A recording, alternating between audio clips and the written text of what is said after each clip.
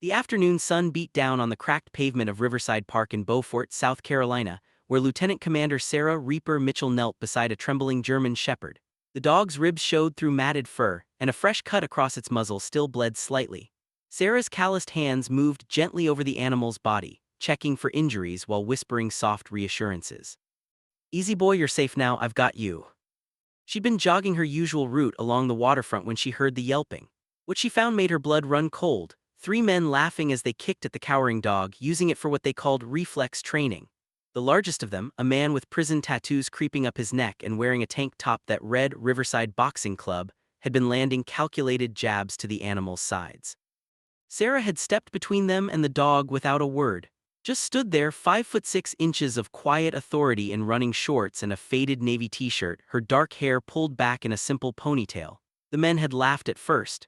Then they'd seen her eyes cold and gray as the Atlantic in winter, and the laughter had died in their throats. "You need to walk away," she'd said simply. They had, but not before the big one with the tattoos had memorized her face. Now 40 minutes later, Sarah sat on a bench outside Riverside Veterinary Clinic while Dr. Helen Park examined the shepherd inside. Sarah had called animal control, filed a report, and paid the emergency visit fee with her own credit card without thinking twice. It was what you did. You saw someone or something in trouble, you helped. The Navy had taught her that. Her father had taught her that before the Navy ever got the chance. "Miss Mitchell."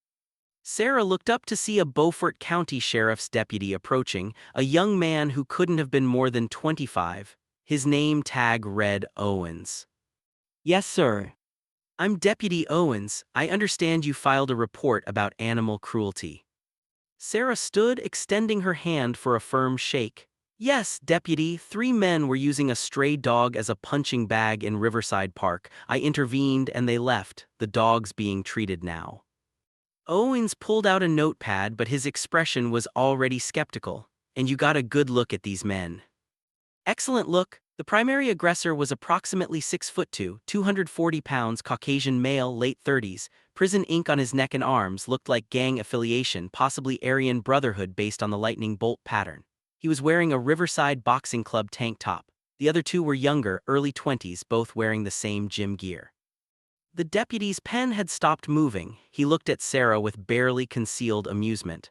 "Ma'am, you seem to have quite the detailed account. You sure you're remembering this right? Sometimes when folks get upset, they imagine." "I'm not imagining anything, Deputy." Sarah's voice remained calm, but something in her tone made Owens shift his weight. "I'm a naval officer. I'm trained to observe and report accurately. Those three men were abusing that animal and I'm filing formal charges." "Naval officer?" Owen's skepticism deepened. He looked at her running clothes, her civilian appearance, her gender. "What, like administration, a nurse?"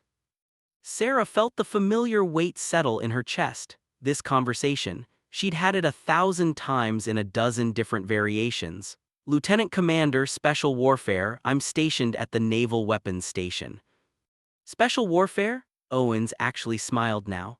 "Right, look ma'am, I appreciate your concern for the dog really, but making accusations against local business owners, Riverside Boxing is a respected establishment, that's serious. Are you sure you didn't maybe misunderstand what you saw? Boys roughhousing with a stray can look worse than it is." "I didn't misunderstand anything. Ma'am, I'm just saying, sometimes ladies get emotional about animals and—" "Deputy Owens?" Sarah's voice could have cut steel. "I watched three grown men deliberately injure a defenseless animal for entertainment. I have their descriptions, I can identify them. What I need from you is to do your job and investigate." Owen's face flushed red. He snapped his notepad closed.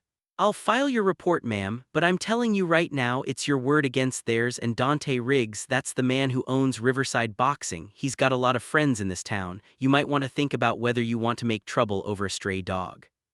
He walked away before Sarah could respond. She sat back down on the bench, closing her eyes and taking 3 slow breaths. In through the nose, out through the mouth. The breathing technique her therapist had taught her for managing anger, for managing the frustration of being a woman in a world that still didn't quite believe women like her existed. "Trouble already, Reaper." Sarah opened her eyes to find Dr. Park standing in the doorway, a slight smile on her weathered face. Helen Park was 70 if she was a day, a Korean War veteran's daughter who'd been treating animals in Beaufort for 40 years. She was one of the few people in this town who knew exactly what Sarah Mitchell was. Just the usual doc, how's the shepherd? He'll live, dehydrated, malnourished, some bruised ribs that cut on his face, but he's a fighter. Helen sat down beside Sarah, like someone else I know. Sarah allowed herself a small smile. He have a chip. No chip, no collar, street dog, probably dumped, but he's young, maybe 2 years old, good bloodlines. Someone paid money for him once, then threw him away. Helen shook her head. I called the shelter, but you know they're full, and a dog with his condition, traumatized, potentially aggressive from abuse, they'll give him 72 hours maybe. Sarah didn't need to hear the rest. She stood, I'll take him. Sarah, you work 80-hour weeks, you're gone on deployment half the year, a dog like this needs stability, training, attention. Then, I'll give him that? Sarah looked through the clinic window at the shepherd, now lying on an examination table with an IV in his leg, those intelligent brown eyes watching everything with wary hope. He deserves someone who won't give up on him.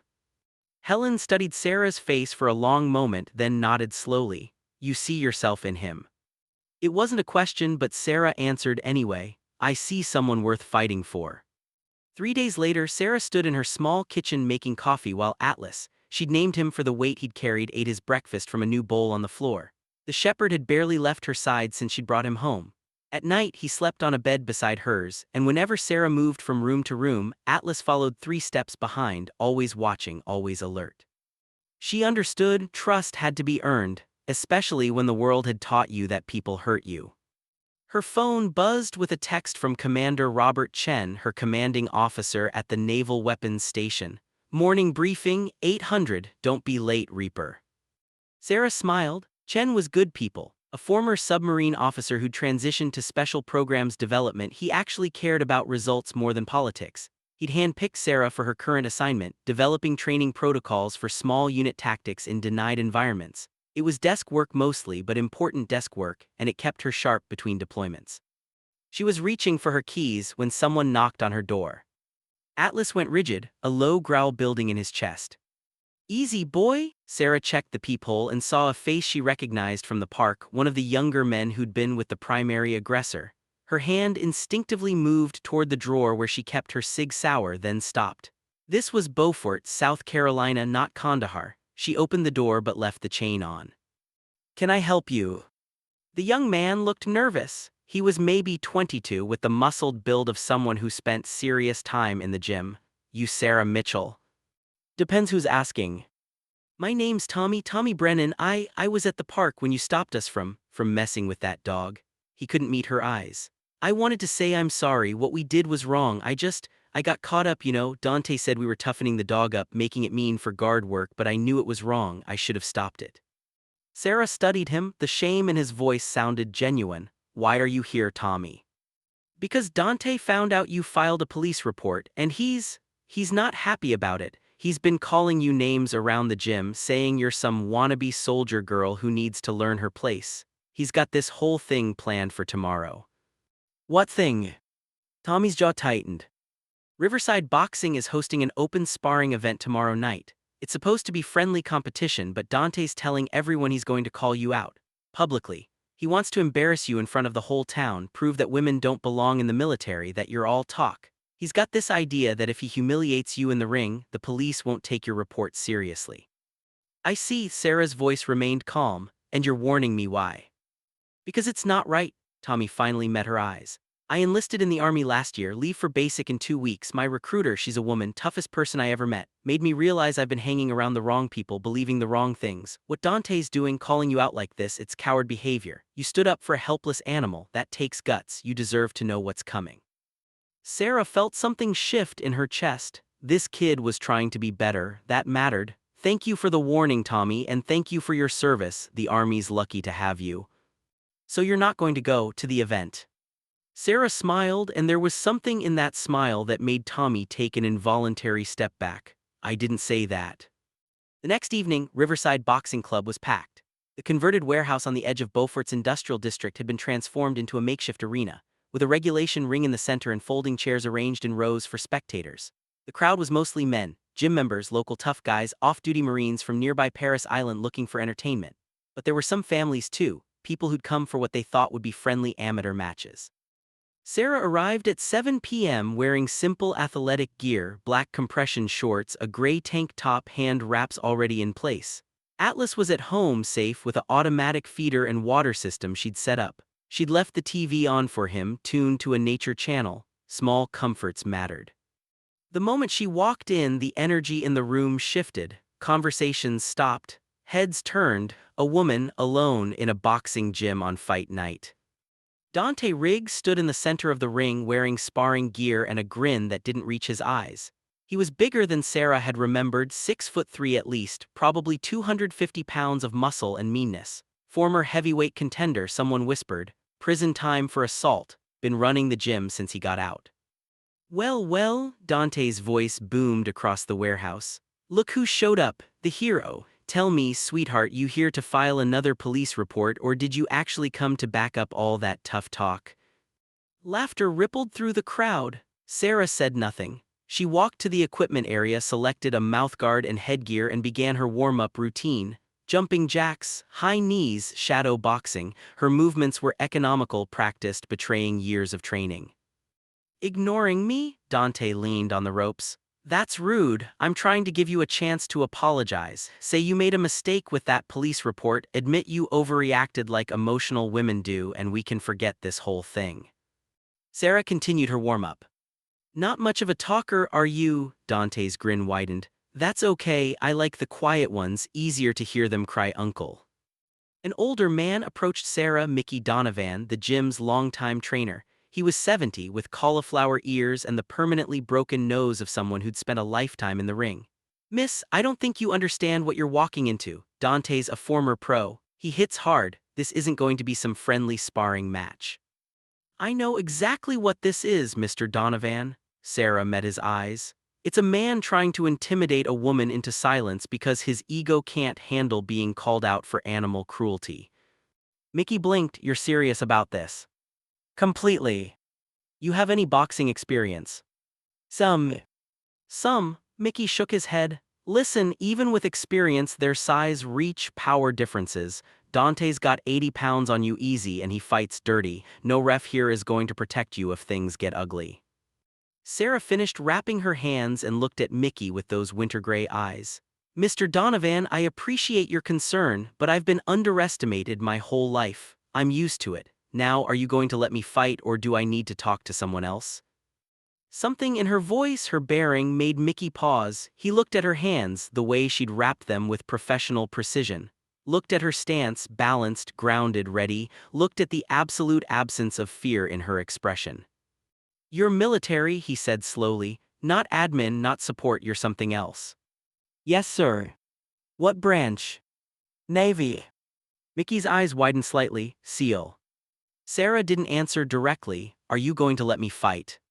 For a long moment, Mickey just stared at her, then he nodded slowly. It's your funeral, kid, but I'm stopping it if it gets out of hand. Fair enough. 10 minutes later, Sarah climbed through the ropes and into the ring.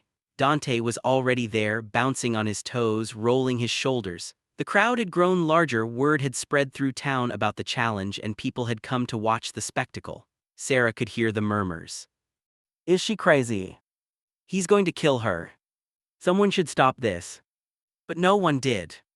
The makeshift referee, one of Dante's gym buddies, called them to the center. All right, this is 3 rounds, 3 minutes each. Touch gloves and come out fighting. Dante extended his gloves, then pulled them back at the last second, laughing. Just kidding, sweetheart, no mercy for liars. Sarah said nothing. She returned to her corner, bouncing lightly on her toes, shaking out her arms. Her breathing was controlled, calm, in through the nose, out through the mouth. The bell rang. Dante came forward immediately, using his size to cut off the ring. He threw a jab, testing, lazy.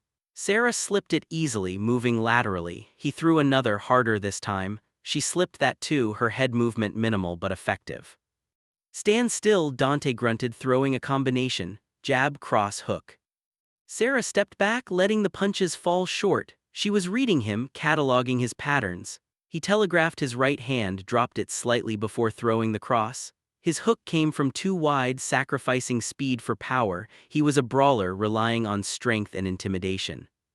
She'd fought worse, much worse, in places where the stakes weren't pride but survival. Dante grew frustrated. He charged forward, throwing a wild overhand right that would have knocked Sarah into next week if it had landed. It didn't. She stepped inside past the arc of his punch and drove two quick body shots into his ribs, sharp, precise, perfectly placed.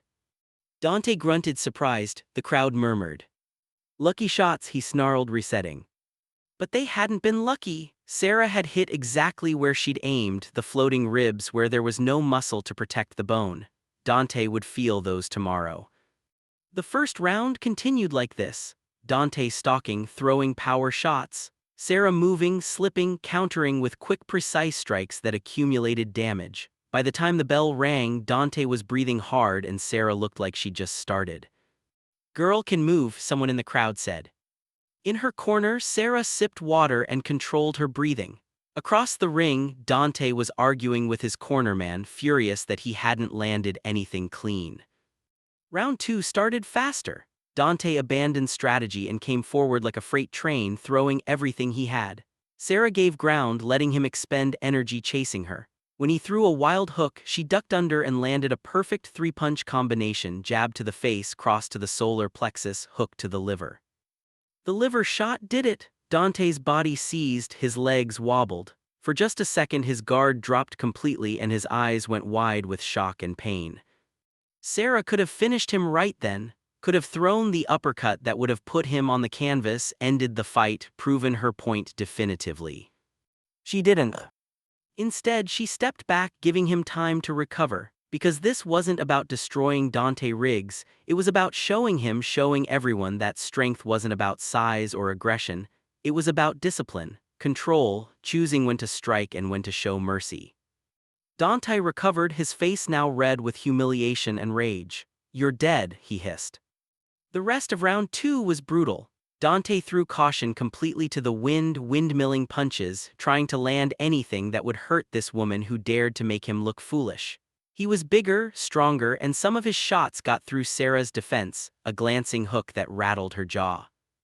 A body shot that drove the air from her lungs. But for every one punch he landed, Sarah landed 3, crisp, clean, accumulating damage. By the time the bell rang for round 3, Dante's left eye was swelling shut and he was breathing like a winded bull. Sarah had a small cut above her eyebrow from an accidental headbutt in the clinch, but was otherwise unmarked. The crowd wasn't laughing anymore. They were watching in stunned silence as this slight woman systematically dismantled a man twice her size. Round 3 began and Dante came out desperate. He knew he was losing, knew his reputation was crumbling with every passing second, so he did what cornered bullies always do: he cheated. When Sarah slipped inside his jab, Dante grabbed her, spun her around, and threw her toward the ropes. As she bounced back, he hit her with an elbow, not a punch, an elbow right to the temple, an illegal blow that could have caused serious damage. Sarah went down. The crowd erupted in anger. "Foul, that's a foul." But the referee, Dante's friend, just shrugged. "Didn't see anything, fight continues." Sarah was on one knee, her head ringing. The elbow had caught her clean, and for a moment the world tilted sideways. She could taste blood in her mouth, could feel the familiar sensation of her brain rattling inside her skull. Concussion protocol, her training whispered, "You might be concussed." Dante was standing over her, bouncing on his toes, waiting for her to stand so he could finish her. "Get up, bitch, get up so I can put you down again." The crowd was shouting now, some calling for the fight to stop, others yelling at the referee to do his job.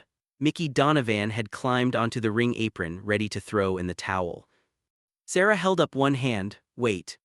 She stood slowly, her legs steady despite the ringing in her ears, spit blood into the bucket, put her mouthguard back in, raised her hands. "You stupid or something," Dante laughed. "I'm about to end you." Sarah didn't respond. She was thinking about every person who'd ever underestimated her. Every drill instructor who said women couldn't hack it in Bud S. Every officer who assumed she was support staff. Every man who looked at her size and thought she was weak.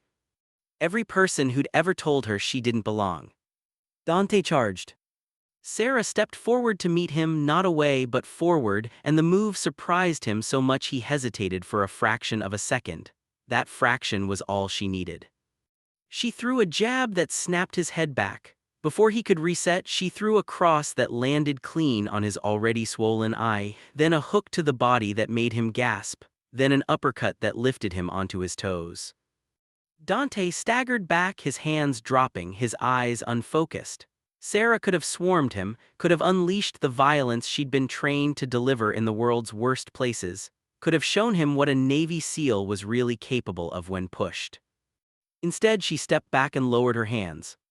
"We're done," she said quietly. Dante swayed on his feet, too hurt and dazed to understand what was happening. The referee was staring in shock. The crowd had gone completely silent. Sarah turned and walked to her corner, where Mickey Donovan stood with something like awe on his weathered face. "I'm calling it," she said to Mickey. "He's had enough." "Kid," Mickey said slowly, "I've been in this game 50 years. That's the most disciplined fighting I've ever seen. Who the hell are you?" Sarah removed her mouthguard and headgear. "Someone who doesn't like bullies, Mr. Donovan, that's all." She climbed out of the ring and walked toward the exit. The crowd parted before her, silent now, watching this small woman who just done the impossible. As she reached the door, one person started clapping, then another, then another. By the time Sarah stepped outside into the cool South Carolina night, half the warehouse was applauding. But she didn't hear it. She was already thinking about Atlas waiting at home, about the police report that now had teeth, about tomorrow's briefing with Commander Chen. About the fact that respect wasn't given, it was earned. Behind her, Dante Riggs sat in his corner, staring at nothing, his world view crumbling. In front of him, young Tommy Brennan looked at the empty doorway and thought about the kind of soldier he wanted to be. And in a small house on the edge of Beaufort, a German shepherd named Atlas lifted his head, sensing that his person was coming home, and his tail wagged for the first time since anyone could remember. This was just the beginning. Sarah woke the next morning to Atlas's cold nose pressed against her hand. The shepherd had learned quickly that this was how mornings worked: gentle wake-up, immediate breakfast, then a long walk while the world was still quiet. She sat up slowly, feeling every bruise from the previous night's fight. Her ribs ached. The cut above her eyebrow throbbed. Her right hand was swollen despite the ice she'd applied before bed. But she'd felt worse. Afghanistan had given her worse. Hell, Bud S had given her worse. She fed Atlas, made coffee, and was pulling on her running shoes when her phone rang. Commander Chen. "Morning, sir." Mitchell. Chen's voice was clipped. "My office now, and I mean right now, not Navy now." The line went dead. Sarah stared at her phone, a cold weight settling in her stomach. Chen didn't sound angry exactly, but he didn't sound happy either. She changed quickly into her uniform, left Atlas with extra food and water, and made the 20-minute drive to the Naval Weapons Station in 15. Commander Chen was waiting in his office, and he wasn't alone. Captain Patricia Vance, the station's executive officer, sat in one of the chairs facing Chen's desk. Vance was old-school Navy, a surface warfare officer who'd come up through the ranks when women weren't allowed on combat ships. She'd fought for every promotion, every assignment, and she had exactly zero patience for anything she perceived as unprofessional conduct. Sarah came to attention. "Lieutenant Commander Mitchell reporting as ordered, sir." "Sit down, Sarah," Chen gestured to the empty chair. His use of her first name wasn't a good sign. She sat. Chen pulled out his phone and turned it toward her. On the screen was a video, grainy cell phone footage from the previous night. Sarah slipping Dante's punches, the body shots, the illegal elbow, her getting up and finishing the combination that ended the fight. The video had been posted to social media and already had 15,000 views. The caption read, "Navy SEAL destroys local boxer in underground fight." "Want to explain this?" Chen asked. Sarah kept her voice level. "Yes, sir. 5 days ago I witnessed 3 men abusing a stray dog in Riverside Park. I intervened and filed a police report. The primary aggressor, Dante Riggs, is the owner of Riverside Boxing Club. He issued a public challenge to me, intending to intimidate me into dropping the charges. I accepted his challenge and participated in a sanctioned sparring match at his gym." "Sanctioned," Captain Vance said, her voice dripping with skepticism. "That's an interesting word for what appears to be an unsanctioned street fight." "It was an open sparring event at a registered boxing club, ma'am. Waivers were signed." "And the fact that you're a Navy SEAL," Vance leaned forward. "Did you disclose that before you stepped into the ring with a civilian?" Sarah hesitated. "No, ma'am." "No, because you knew exactly what would happen if you did." You knew you were bringing military combat training into a civilian setting against an untrained opponent. Dante Riggs is a former professional boxer, ma'am. He outweighed me by 80 pounds and had significant reach and power advantages. The fight was far from unfair. That's not the point, Lieutenant Commander. Vance's eyes were hard. The point is that you are an officer in the United States Navy. Your actions reflect on this command, this branch, and the entire military. And what I see in this video is a female SEAL using her training for personal vendetta, turning a civilian dispute into a public spectacle. With respect, ma'am, that's not what happened. Then please enlighten me, what happened? Sarah took a breath. I witnessed animal cruelty and reported it. The perpetrator attempted to use intimidation and public humiliation to make me recant my statement. I refused to be intimidated. I accepted his challenge on his terms in his venue under his rules, and I conducted myself with restraint. I could have hurt him much worse than I did. Restraint? Vance shook her head. You put a civilian in the hospital, Mitchell. Broken orbital bone, 3 cracked ribs, severe concussion. His lawyer is already making noise about assault charges. Sarah felt her stomach drop. Hospital, i.e., the fight was stopped. He walked to his corner. He collapsed 20 minutes later. Traumatic brain injury from repeated blows to the head. Vance stood. This is exactly the kind of incident that gives ammunition to everyone who says women in special operations are a liability, that you're too emotional, too reactive, that you can't maintain professional boundaries. Captain, that's not fair. Fair? Vance's voice rose. You want to talk about fair? I have spent 30 years fighting to prove that women belong in this Navy. 30 years of being twice as good just to be considered half as competent. And then someone like you, someone who has been given opportunities I could only dream of, throws it all away by brawling in a boxing ring over a dog. The words hit Sarah like physical blows. She felt her face flush, her throat tighten. Ma'am, I understand your frustration, but... You're suspended pending investigation. Vance cut her off. Effective immediately, security clearance pulled. You'll surrender your credentials and any classified materials. You're not to set foot on this base or any military installation until the investigation is complete. Sarah looked to Commander Chen, hopping for support. He wouldn't meet her eyes. Sir, please, this is my career. Chen finally looked up and there was genuine regret in his expression. You should have thought of that before you got in the ring, Sarah. I'm sorry, this is out of my hands. The meeting ended. Sarah drove home in a daze, her mind reeling. Suspended. Investigation. Her career, everything she'd worked for, hanging by a thread because she'd stood up to a bully. Atlas greeted her at the door, tail wagging, oblivious to the fact that Sarah's world was crumbling. She collapsed onto the couch and the shepherd immediately jumped up beside her, resting his head on her lap. She buried her fingers in his fur and let herself cry for the first time in months. By the next morning, the story had exploded across local media. Navy SEAL hospitalizes civilian in boxing match. Female officer under investigation for assault. Military training misused in personal dispute. The articles all painted the same picture. Sarah as an out-of-control woman who'd used military training for personal revenge. Dante Riggs was portrayed as a victim, a local businessman and athlete who'd been severely injured by an unstable female soldier who couldn't control her emotions. The original incident, the animal cruelty, was mentioned only in passing, if at all. Sarah's phone rang constantly, reporters requesting interviews, former teammates checking in, her mother calling from Ohio, worried and confused by the news coverage. Sarah ignored most of it, speaking only to her lawyer, a former JAG officer named Marcus Webb who'd handled military legal issues for 2 decades. They're going to crucify you, Marcus said bluntly when he arrived at her house that afternoon.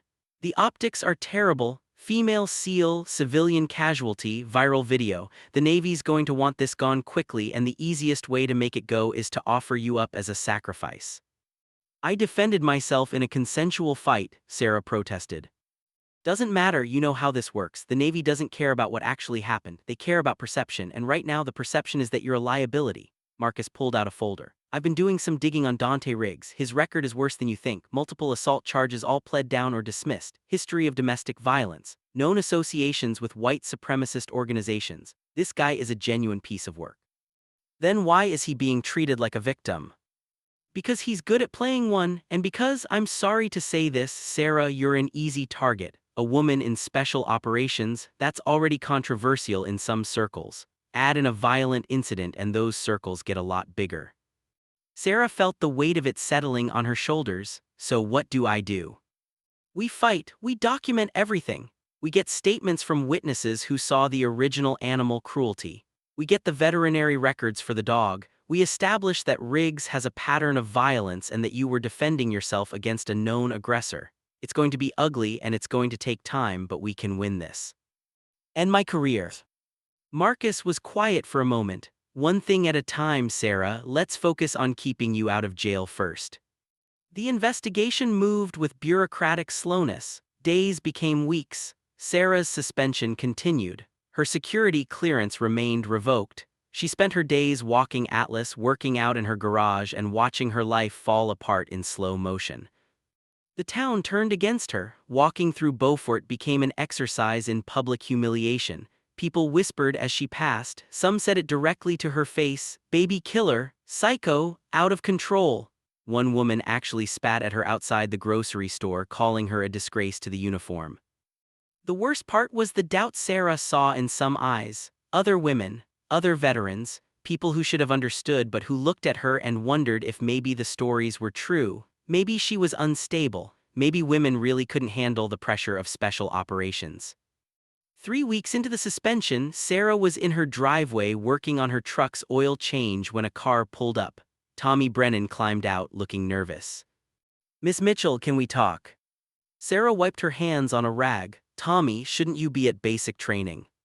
"Delayed my ship date, couldn't leave without, I need to testify." "Testify?" "About what really happened at the park, about what Dante did to that dog, about how he planned the whole fight just to shut you up." Tommy's jaw set. "I talked to a lawyer, your lawyer actually, told him everything, but I wanted to tell you personally that I'm going to make a statement, official, on the record." Sarah felt something crack in her chest. "Tommy, that's going to make you a target. Dante has friends, they'll come after you."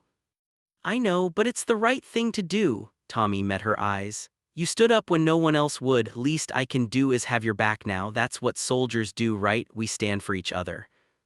After Tommy left, Sarah went inside and cried again. But this time they weren't tears of despair. They were tears of gratitude. Someone believed her. Someone was willing to fight alongside her. It was a start. The next break came from an unexpected source. Helen Park, the veterinarian, had been collecting evidence on her own. Security camera footage from her clinic showing the condition Atlas had been in, photographic documentation of his injuries, medical records detailing the abuse. She'd also reached out to the Humane Society, who'd launched their own investigation into Riverside Boxing Club. What they found was damning. Multiple reports of animal abuse connected to the gym, witnesses who'd seen Riggs and his associates using stray dogs for training, evidence of a pattern that went back years. Marcus Webb brought this to the district attorney, along with Tommy's statement and a dozen other witness accounts. The DA, a woman named Caroline Reed who'd built her career on animal welfare cases, was suddenly very interested in the original police report Sarah had filed. "This changes things," Marcus told Sarah during a meeting in his office. "Reed wants to prosecute Riggs for animal cruelty. She's also looking at the boxing match differently now. With Tommy's testimony about the premeditation, about how Riggs specifically intended to assault you to force you to drop charges, it's starting to look less like a consensual fight and more like targeted violence." "What about the Navy investigation?" "Still ongoing, but this helps a lot. If the civilian authorities clear you of wrongdoing, it's harder for the Navy to maintain their position." "Harder, not impossible." Marcus gave her a sympathetic look. "Sarah, I'm not going to lie to you, your career is still in jeopardy. Even if you're cleared legally, the Navy might decide you're too much trouble. Female SEALs are still controversial. Some people are looking for any excuse to say the program doesn't work." Sarah stared out Marcus's office window at the Beaufort River, watching the sailboats drift past. "My whole life I've had to be perfect, not just good, perfect, because one mistake would confirm everything they said about women in combat. We're too weak, too emotional, we can't handle the pressure. And I knew that, I accepted that, I was willing to be perfect." "You're human, Sarah, you're allowed to make mistakes." "Not if I want to keep doing what I do." Sarah turned back to him. Do you know what I love about being a SEAL? It's not the missions or the glory or any of that. It's knowing that I'm doing something that matters, that when I deploy, I'm protecting people who can't protect themselves, that my team depends on me and I'll never let them down. Take that away. And I don't know who I am. Marcus was quiet for a long moment. Then we fight harder, we make sure they can't take it away. 4 weeks into the suspension, Sarah was running with Atlas on the beach when her phone rang. Commander Chen. Mitchell, we need to talk, can you come to my house? An hour later, Sarah sat in Chen's living room while his wife brought coffee. Chen looked tired, older than he had a month ago. I'm going to be straight with you, he said. Captain Vance wants you out, not just suspended, discharged. She's been pushing hard with the Admiral, arguing that you're a liability to the SEAL program and to women in special operations generally. Sarah felt her chest tighten, and the Admiral agrees. The Admiral is considering it, but there's a problem. Your record is impeccable. 3 deployments, 2 Bronze Stars, multiple commendations. You've never had so much as a negative counseling statement. And now this animal welfare case is gaining traction, painting you in a much more sympathetic light. If the Navy discharges you now, it looks like they're punishing a decorated officer for defending herself and protecting an animal. So what happens? Chen leaned back. Unofficial, I'm fighting for you, so are a lot of other people. Your teammates from Team 3 have submitted letters. Your former instructors from Bud S, even some senior officers who believe the Navy is making a mistake. He paused. But you need to understand something, Sarah. Even if you survive this, even if you get reinstated, there's going to be a target on your back. People who wanted you gone aren't going to forget. Your career is going to be harder from here on out. It's always been hard, sir. I'm used to it. Chen smiled slightly. Yeah, I know you are. That's why I'm fighting for you. The breaking point came 6 weeks into the suspension. The district attorney's office formally charged Dante Riggs with multiple counts of animal cruelty. The local news covered the story extensively, including interviews with witnesses who described the pattern of abuse at Riverside Boxing Club. The Humane Society released a statement condemning Riggs and calling for stronger animal protection laws. Suddenly, the narrative shifted. Sarah wasn't an out-of-control soldier. She was a whistleblower, a protector, someone who'd stood up against organized cruelty and faced retaliation for it. The viral video of the fight was recontextualized. Sports bloggers and MMA analysts broke down the footage, pointing out Sarah's restraint, her defensive strategy, the fact that she'd pulled her punches multiple times when she could have caused serious injury. This isn't someone out of control, one former pro fighter wrote. This is someone with extraordinary discipline showing mercy to a man who didn't deserve it. Public opinion swung. Letters to the editor defending Sarah appeared in the Beaufort Gazette. Veterans organizations issued statements of support. A petition demanding her reinstatement gathered 20,000 signatures in 3 days. The Navy, reading the room, quietly concluded its investigation. Sarah was cleared of misconduct. Her security clearance was restored. She was ordered to report back to duty. Captain Vance wasn't present at the reinstatement meeting. Commander Chen was, though, and the relief on his face was palpable. "Welcome back, Lieutenant Commander," he said, shaking her hand. "Your desk has been gathering dust." Sarah felt the weight lift from her shoulders, not all of it, but enough to breathe. "Thank you, sir, for everything." "Don't thank me, thank your record, thank the people who stood up for you, and thank yourself for being exactly who you've always been, someone who does the right thing, consequences be damned." The criminal case against Dante Riggs moved forward. In addition to the animal cruelty charges, the DA added assault with intent to intimidate a witness. Tommy Brennan testified. Helen Park testified. The security footage and medical records were entered into evidence. Marcus Webb even managed to get several of Riggs's former associates to flip, testifying about the deliberate nature of the attack on Sarah. Riggs took a plea deal: 18 months in prison, 5 years probation, permanent ban from owning or working with animals, and a restraining order requiring him to stay at least 500 feet from Sarah at all times. It wasn't perfect justice, but it was justice. 3 months after her reinstatement, Sarah stood on her back porch watching Atlas play in the yard. The shepherd had transformed from the trembling, injured animal she'd found to a confident, healthy dog who loved nothing more than chasing tennis balls and sleeping at her feet.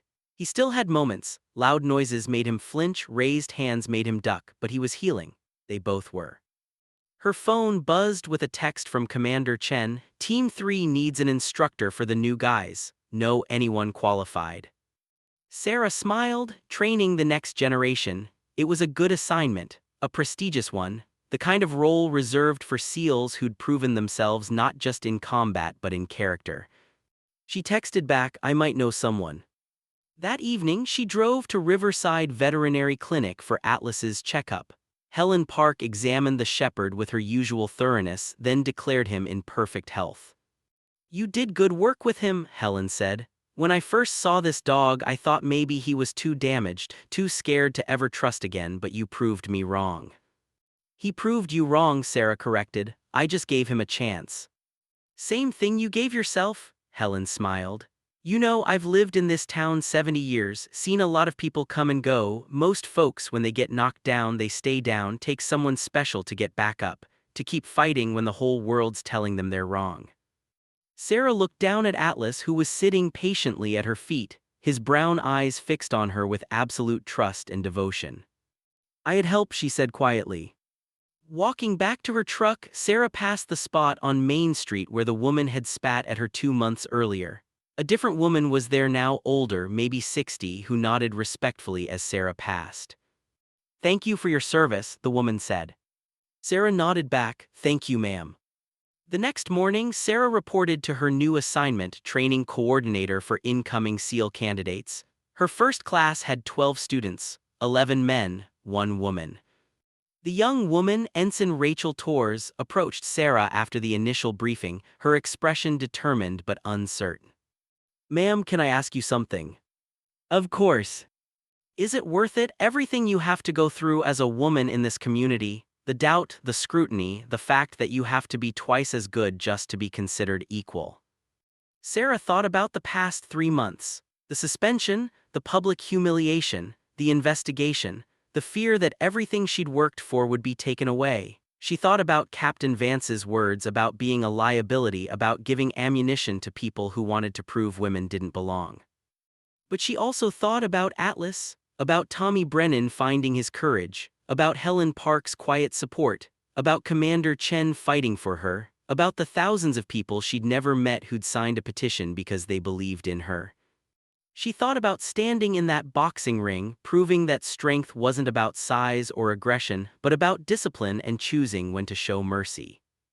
"Yes," Sarah said finally, "it's worth it, not because it's easy, because it matters. Every time you show up, every time you exceed the standard, every time you do the impossible, you're not just proving yourself. You're opening the door a little wider for the next woman and the next, and the one after that."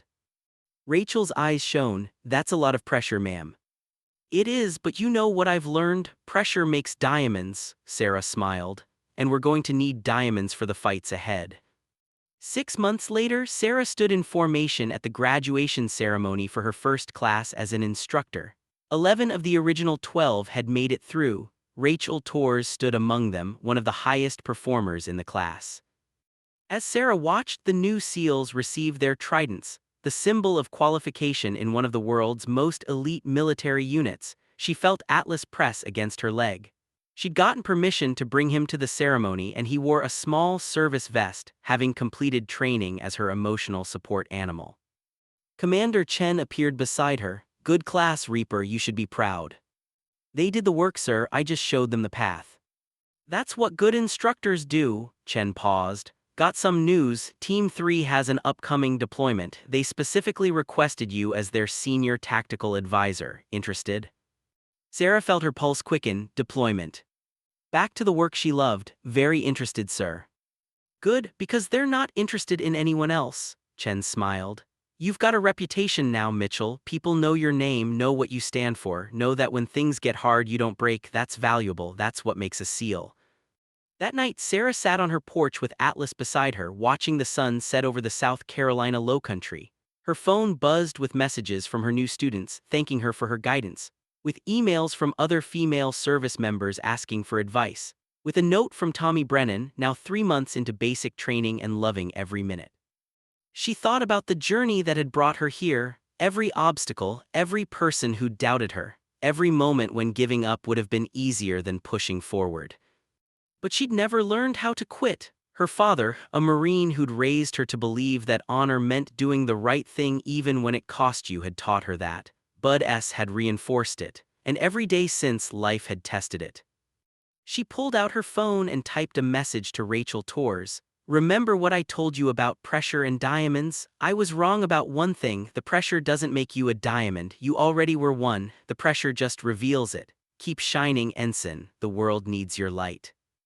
As the last rays of sunlight faded, Sarah scratched Atlas behind the ears and whispered, "Good boy, we made it through." Atlas's tail thumped against the porch. He didn't know about suspensions or investigations or career-ending accusations. He only knew that the person who'd saved him was safe, was home, was his. And sometimes Sarah thought that simple loyalty, that uncomplicated trust, was enough to remind you what you were fighting for. Not glory, not recognition, not to prove doubters wrong, but to be worthy of the trust placed in you by those who couldn't fight for themselves. That was honor, that was service, that was why she wore the uniform. And she would do it all again, every bruise, every doubt, every moment of fear, if it meant standing for someone who needed standing for. Because that's what diamonds did.